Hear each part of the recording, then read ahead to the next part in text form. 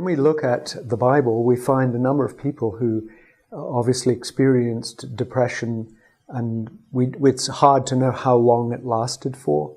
So when, for example, in the Psalms, David talks about soaking his bed with tears, or depression being his closest, darkness being his closest friend at the end of Psalm 88.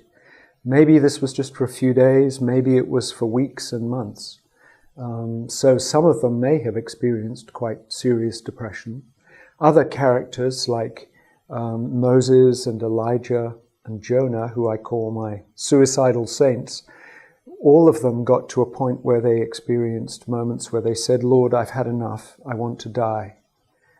So life was really hard for them, each of them in very, very different circumstances. Moses under the pressure of leadership of a vast congregation of 1 million Israelites in the desert, and Elijah after the victory on Mount Carmel with the prophets of Baal, and then he runs 200 miles into the desert to hide in a cave and says, Lord, I don't want any of this. And then Jonah, of course, when he was really angry because God didn't judge Nineveh when he'd said he would.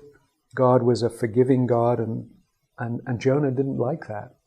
And so he gets angry and he gets depressed and said, if you're like that, I want to die. I've had enough. And we could go on. We can think of Jeremiah and Job, of course, in his intense grief, which at times verged on serious depression.